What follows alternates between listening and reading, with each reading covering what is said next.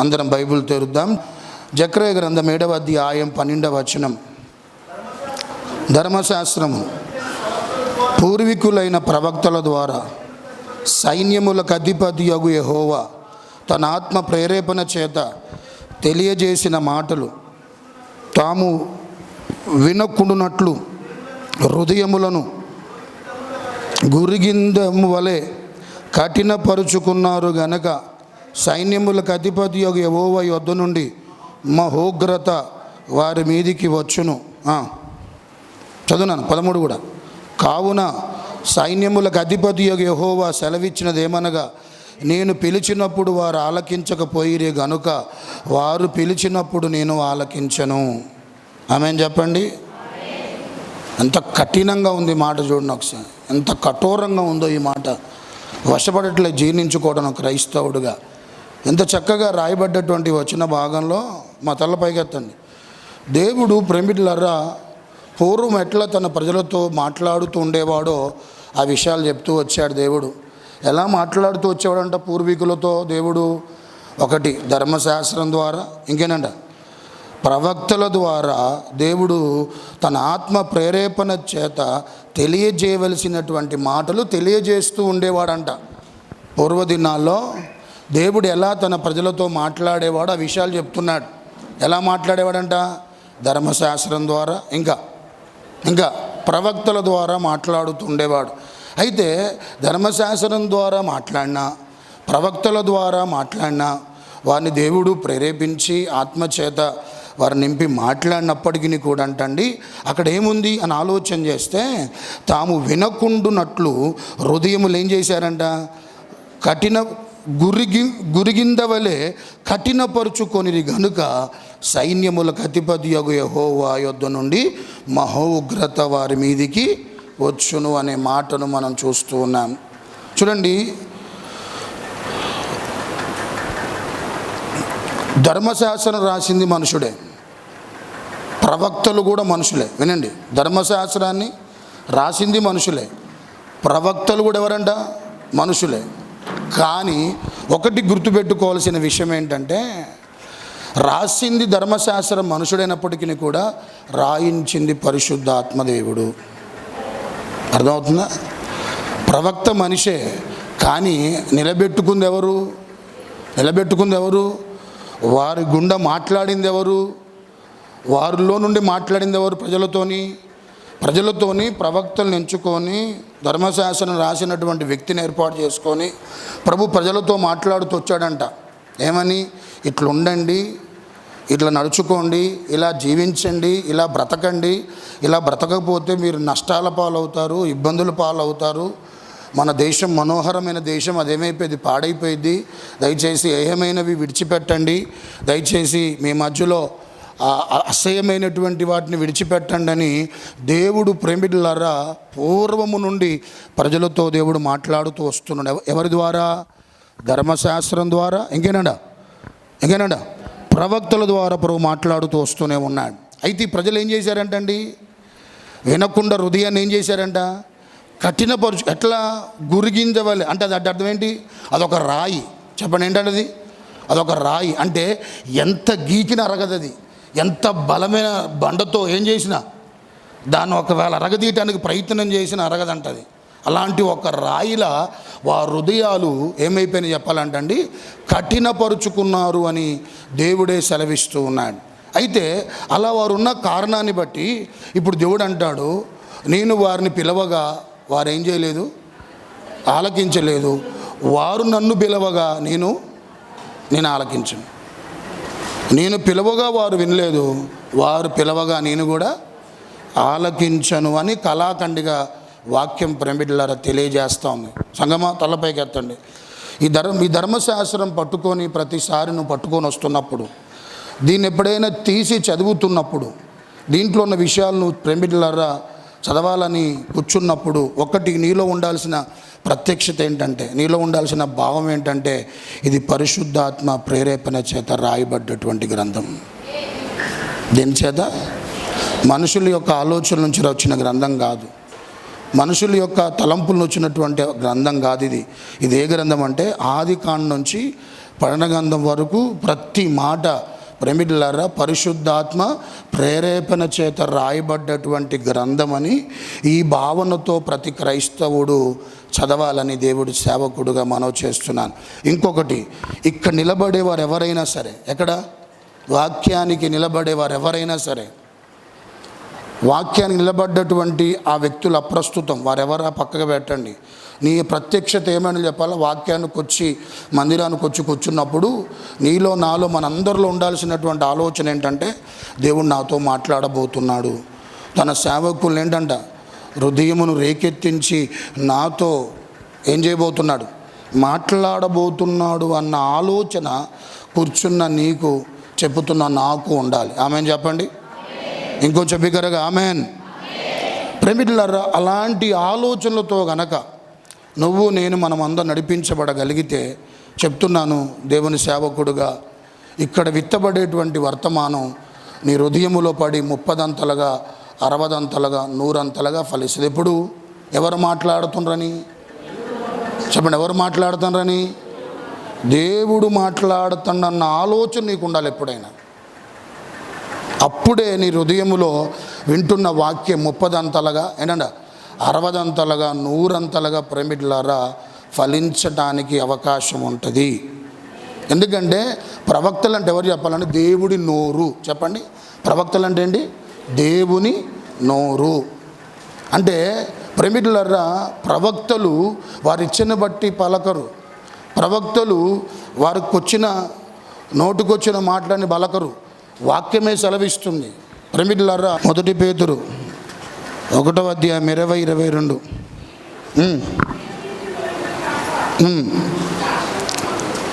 అమ్మ, ఇది 21. ఏలయనగా 2 పేతురు 1వ అధ్యాయం 21వ వచనం. ఏలయనగా ప్రవచనం ఎప్పుడు మనిషి ఇచ్చని బట్టి కలుగలేదు కానీ మనుషులు పరిశుద్ధాత్మ వలన ప్రేరేపించబడిన వారై దేవుని మూలముగా పలుకుదురు. ఆమెన్ చెప్పండి. ప్రవచనం అంటే ఏంటంటమ్మా? ప్రవచనం అంటే ఏంటి? మనుషుడి యొక్క ఇచ్చని బట్టి కలగదంట. ఇంకేంటంట? మనిషి యొక్క ప్రేమిటులారా ప్రేరేపణ బట్టి కలగదు. పరిశుద్ధాత్మని ప్రేరేపణ వలన వారు ఏం చేయబడుతుంటారు? దేవుడి మూలంగా పలుకుతూ ఉంటారు. అంటే ఇక్కడ ఉన్న నిలబడ్డ ప్రేమిటులారా దైవజనులు దేవుడు నోరంటే, వారు మాట్లాడుతున్నప్పుడు నువ్వేం చేయాలంటే దేవుడు స్వరంగాను భావించాలి. దేవుడి యొక్క ప్రేమిటులారా మాటగా మనం భావించాలి. దేవుడి యొక్క ప్రేమిటులారా వాక్యముగా మనం భావించి దేవుడు మాటలు అలా మనం వినగలిగితే మన జీవితాల్లో దేవుడు తన కార్యాలు జరిగిస్తాడు. అంతేగాని వినండి, తలపైకి ఎత్తండి, అంతేగాని చులకన భావం ఎవరికైనా కనుకుంటే, ఏ భావం? చులకన భావం అంటే మాట్లాడేది మా అయ్యగారే, ఎప్పుడు చూసి అయ్యగారే, ఎప్పుడు కనపడే అయ్యగారే అనే ఒక చులకన భావం గనక నీలో గనక ఉండి నువ్వు గనక దేవుడు మాట గనక వింటే, దయచేసినండి, నువ్వు వింటున్న వాక్యం అంట నీ అంతరంగములో క్రియ జరిగించదంట, నీలో మార్పును తీసుకొని రాదంట, నీలో తప్పిదాలను ఏంటంట ప్రేమిటులారా అది బయట పెట్టినా కూడా నువ్వు చులకన భావం. ఏ భావం? చులకన భావం అంటే ఏంటి? అంటే మాట్లాడేది ఎవరు? దేవుడు అన్న ఆలోచన కాకుండా మా అయ్యగారే అన్న ఆలోచన, ఒక మనుషుడే అన్న ఈ ప్రత్యక్షతగా నీకుంటే వింటున్న వాక్యం నీ అంతరంగంలో ఏం చేయదంటమ్మా? పని చెయ్యదు. నీ అంతరంగంలో వాక్యం పని చేయాలంటే, వింటున్న వాక్యం నీ అంతరంగంలో మార్పును తీసుకొని రావాలంటే, వినండి ప్రేమిటులారా, వింటున్న వాక్యానికి వెంటనే నువ్వు స్పందించాలి అని అంటే, ఇక్కడ నిలబడుతున్న వారు ఎవరైనా సరే దయచేసి దేవుడు నాతో మాట్లాడుతున్నాడు అన్న ప్రత్యక్షతగా నీకుంటే వింటున్న వాక్యం నీ అంతరంగంలో కార్యం చేసిద్దంట అని ఎవరు చెప్పాలా? అపోస్తులైనటువంటి పౌలు తెస్సలోనిక సంఘాన్ని చెప్తా. చూడండి ఒకసారి, 1 తెస్సలోనిక పత్రిక 2వ అధ్యాయం 13వ వచనం.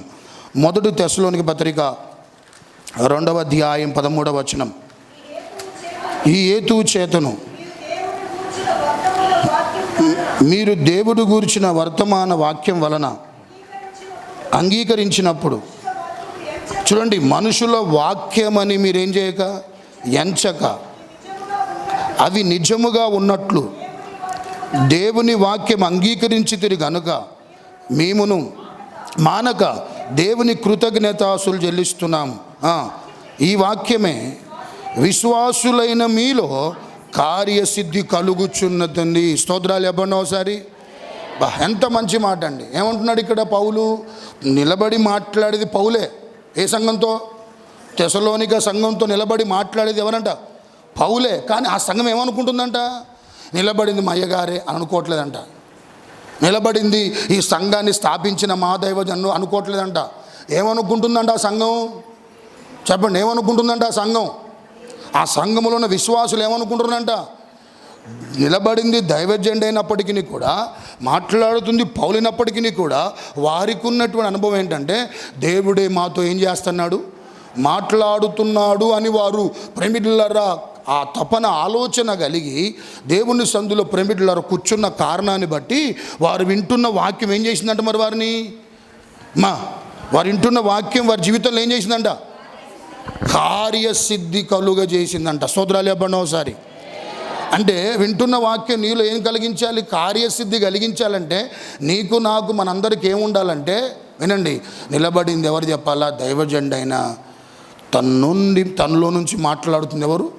దేవుడు అన్నటువంటి ఆలోచన ప్రతి ప్రేమిటులారా వ్యక్తికి గనక రాగలిగితే, చెప్తున్నాను సంగమా, ఎండిన భూమి నీటి కొరకు తహతాలాడినట్లు, ప్రేమిట నీటి వాగుల కొరకు దుప్పి ఆశపడినట్లు నువ్వు కూడా అలా కూర్చోగలుగుతావు. ఎక్కడ? దేవుని సందులో కూర్చోగలుగుతావు. అలా ఆసక్తిగా దేవుడు వాక్యాన్ని ఏం చేస్తున్నావు? వింటావనే విషయాన్ని మీకు నేను దేవుడు సేవకుడుగా మనవి చేస్తున్నాను. ఆమెను చెప్పండి ఒకసారి. ఎప్పుడే నీకు ఏ ప్రత్యక్షత ఉండాలంటే పౌలు చెప్తాడండి.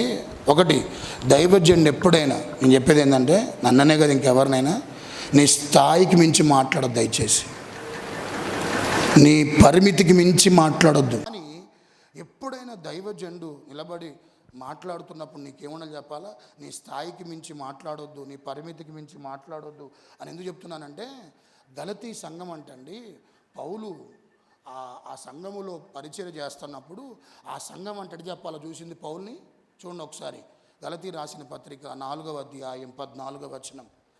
త్వరగా 4వ అధ్యాయం 14వ వచనం. అప్పుడు నా శరీరములు నన్ను మీరు తునీకరింపలేదు, నిరాకరింపలేదా? ఎట్లా? దేవుని దూత వలెను, క్రీస్తు యేసు వలెను నన్ను అంగీకరించితిరి అంటున్నాడు. ఎవరైనండి? పౌలు ఏమంటున్నామ్మా? తలపై కత్తను ఏమంటున్నాడు? ఏమంటున్నాడు పౌలు? ఏమంటున్నాడు? గలతీ సంఘములో ఉన్నవాళ్ళు పౌలుని ఎటు చూశారంటమ్మా? దేవుని దూత వలెను, క్రీస్తు యేసు వలెను. క్రీస్తుని ఎలా గౌరవించారో ఆ తర్వాత నన్ను కూడా అంతే గౌరవించారు. ఎట్లా చూశారు చెప్పాలా? పౌలుని ఒక దేవుని దూత వలె చూశారంటండి. ఇట్లా చూస్తే మనం ఆధ్యాత్మికంగా ఏమవుతామండి? బలపరచబడతాం, విశ్వాసం ఎదుగుతాం. ఒక దేవుని ఎప్పుడు చూసిన దైవజనుల్ని దేవుని దూత, దేవుని ప్రతినిధి అటు చూస్తున్న వారందరూ స్తోత్రాలు చెప్పండి. అట్లా చూడాలి మీరు. దేవుని రాయబారి, దేవుని ప్రతినిధి, దేవుని దూత. క్రీస్తుని ఎట్లయితే ఆ రోజుల్లో గౌరవించారు అంత సమానంగా నన్ను కూడా మీరు గౌరవించాలి, తునీకరించలే విషయంలో కూడా గలతీ సంఘముతో పౌలు పురమిడ్లారా చెబుతున్న సందర్భాలు పురమిడ్లారా మనం చూస్తూ ఉన్నాం. ఆమెన్ చెప్పండి ఇంకొంచెం బిగ్గరగా, ఆమెన్. అయితే ఇప్పుడు ఈ ప్రవక్తలు ధర్మశాస్త్రాన్ని రాసిన పురమిడ్లారా మోషే చెప్పిన ప్రవక్తలు చెప్పిన అంటే ఏం చేయాలంట? వీళ్ళు ఏం చేయలేదంట? అంగీకరించకుండా ఏం చేశారంట? హృదయాన్ని కఠినపరుచుకొని ఎట్టున్నారంట? గుర్రిగింజవలే. అంటే అర్థం ఏంటి? ఇందాక నేను చెప్పి అదేంటి? ఒక రాయి లాంటిది. ఎంత రాకినా చెప్పండి, ఎంత రాకిన ఏంటంటే అది అరగదు. ఎంత బలమైన బండతో రుద్దినా అదేం కాదంట, అది ఏ మాత్రం అరగదు. అది అలానే ఉంటుంది. ఎన్ని ప్రయత్నాలు చేసినా, ఎంత చేసినా ఆ గురిగింజ ఎంత కఠినంగా ఉంటుందో మీరు కూడా అంతే కఠినంగా ఉన్నారు అంటున్నాడు దేవుడు. మీరు కూడా అంతే కఠినంగా ఉన్నారు కాబట్టి ఇప్పుడు నేను పిలవగా మీరు నా మాట వినలేదు కాబట్టి మీరు పిలిచినప్పుడు కూడా నేను మీ మాట వినను అంటున్నాడు. హల్లెలూయా. ఇంకొంచెం బిగ్గర చెప్పండి, హల్లెలూయా. నీకు మందిరానికి వచ్చేటప్పుడు ఒక ప్రత్యక్షత ఉండాలండి. ఎక్కడికి వచ్చేటప్పుడు, ఇక్కడికి వచ్చేటప్పుడు నీకు ఒక మంచి ప్రత్యక్షత ఉండాలి. మందిరానికి వచ్చేటప్పుడు ప్రతి విశ్వాసకు ఒక మంచి ప్రత్యక్షత ఉండాలి, ఒక ఉద్దేశం ఉండాలి. ఏంటి ఆ ఉద్దేశం? ఎందుకు వెళ్తున్నాం మందిరానికంటే పాటలు పాడటానికి. ఎవరికి కావాలి నీ పాటలు?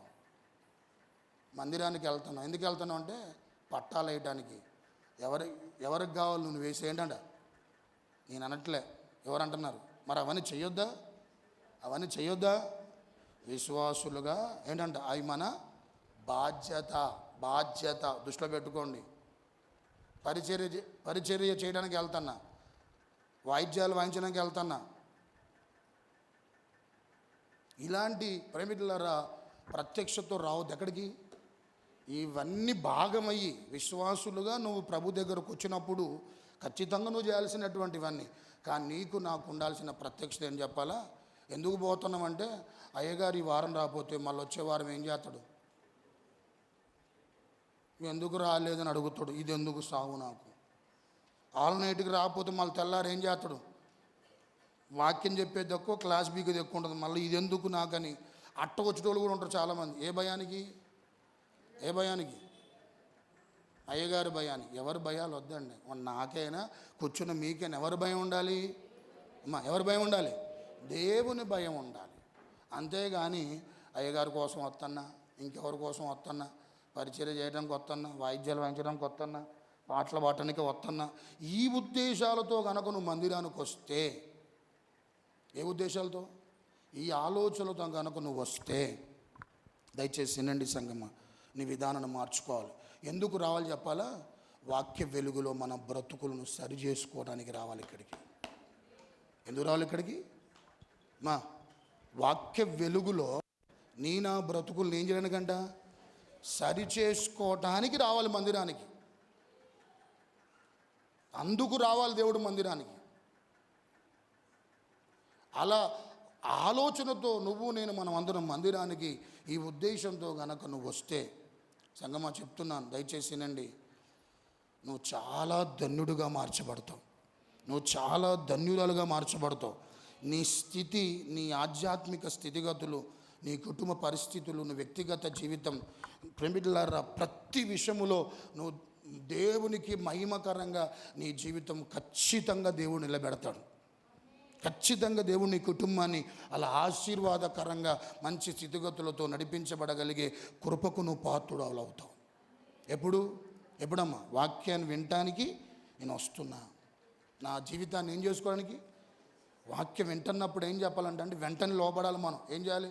అయ్యా, ఆ అవిదే నేనే, ఆ తప్పిదంతో బ్రతుకుతున్నది నేనే, ఆ లోటుపాటు కలిగిన వ్యక్తి నేనే, ఆ ఆయాస్కరంగా జీవిస్తుంది నేనే, వాక్యానికి విరోధంగా నడుచుకుంటుంది నేనే అన్నటువంటి ఆలోచన దయచేసి వినండి. నీకు నాకు గనకొస్తే చెప్తున్నాను సంగమా, దేవుడు ప్రేమికులారా మనల్ని చాలా విశేషంగా ఆధ్యాత్మికంగా బలపరుస్తాడు, ఆధ్యాత్మికంగా దీవిస్తాడనే విషయాన్ని మీకు నేను తెలియజేస్తున్నాను. హల్లెలూయా. ఇంకొంచెం బిగ్గరగా హల్లెలూయా. అలాంటి అనుభవాలు మనందరికీ ప్రభు దయచేసి మనందరి వెనుకలో ప్రభు దీవించునుగాక. ఆమేన్. బాగుపడకపోతే, ఇక్కడే బాగు చేసుకోకపోతే, ఇక్కడే బ్రతుకును మార్చుకోకపోతే, ఇక్కడే జీవితాలు సరిచేయబడకపోతే, ఎక్కడ నువ్వు ప్రపంచములో ఎక్కడికి పోయిన నీ బ్రతుకు బాగుపడదు, నీ జీవితం బాగుపడదు, నా జీవితం బాగుపడదు. దేవుడికి తెలుసు నీ స్థితిగతులన్నీ దేవుడికి తెలుసు. నీ ఆత్మీయత ఎలా ఉందో కూడా ప్రభువుకు తెలుసు. నువ్వు ఎట్లా వస్తున్నావో కూడా దేవుడికి తెలుసు. నువ్వు ఎలా వింటున్నావో తెలుసు. ఏ ఉద్దేశంతో వస్తున్నావో తెలుసు. మందిరానికి రాక కాదు, వస్తున్నారు కానీ ప్రత్యక్షత లేదు. కళ్ళు మూసుకుందాం. ప్రత్యక్షత లేదు. ఎందుకు వస్తున్నామన్న ప్రత్యక్షత లేదు చాలామందికి. వింటున్నాం వాక్యం, కానీ ఆ వాక్యం ఎందుకుంది అన్న ప్రత్యక్షత లేదు ఈరోజు చాలామందికి. కఠినమైన బండనెల్లో పడిపోతుంది. అది హృదయం కఠినపరచబడుతుంది.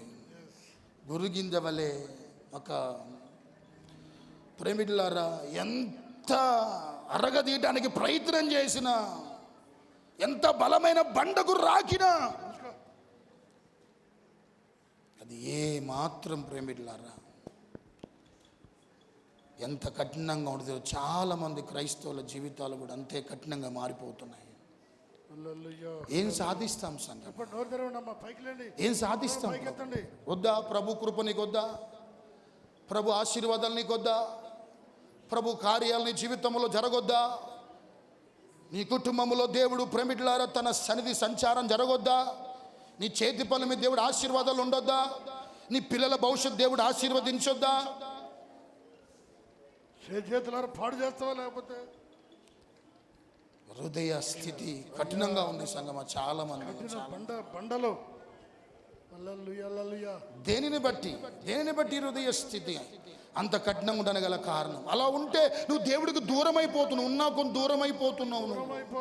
అలా చాలా మంది దూరం అయిపోయిన వాళ్ళు కూడా చూస్తున్నాం సమాజంలో. హృదయం కఠినపరుచుకొని ఏం సాధిస్తాం సంగమా ప్రభు దగ్గర? నువ్వు సాధించేదంటూ ఏముండదు, ఓటమి తప్ప. నువ్వు సాధించేదంటూ ఏముండదు, నరకం తప్ప. అందరూ ప్రార్థన చేయండి.